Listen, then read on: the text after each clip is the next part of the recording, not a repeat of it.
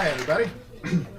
So I want to give you folks some advice, something that I hope will help you, so that you can avoid this mistake that I see people make on TV a lot. Right? So here's the advice. If you're ever approached by a police officer and they hand you a picture of somebody and they ask you if you know them, here's what you do. You take the picture and you give it a good look and then act confused. All right? So you say something like, I don't know, I mean, they don't really look familiar. I mean, can you give me an idea where I would have met them? Like, did we go to the same gym or were we in college together? It's not ringing any bells. And then you hand the picture back. Okay? That's what you do. What you don't do is take the picture, look at it for a second, then hand it back and say, I've never seen that person before in my life. Because if you do that, then the police detective is not only going to think that you know that person, but you're probably responsible for their death. Because there's no way for any person to be absolutely sure that they've never seen somebody in their whole life. And if you act like you're sure, that's suspicious. In law enforcement circles, it's known as murderer's certainty. And I know about this because I've watched a lot of police procedural and detective shows. And probably my favorite one is Columbo.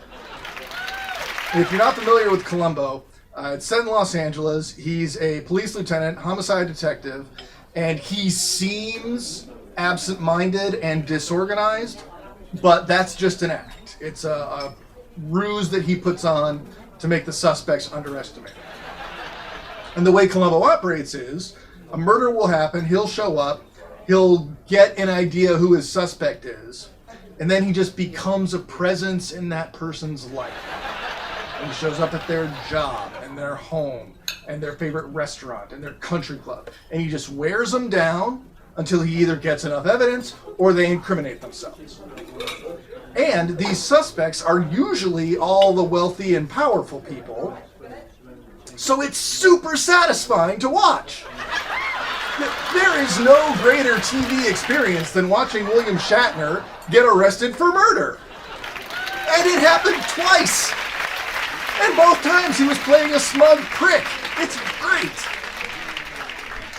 So I really like Columbo. And there's a thing that happens in Columbo. It's not in every episode, but it happens often enough. And when it does, it makes me so happy. I just love it. Because like I say, Columbo just, he wears these suspects down, right? He keeps showing up places they don't want him. Because they think they got away with it. And so he gets on their nerves. And they'll do one of two things. And the first thing is the more common thing. It's where they get angry. And they lash out at him.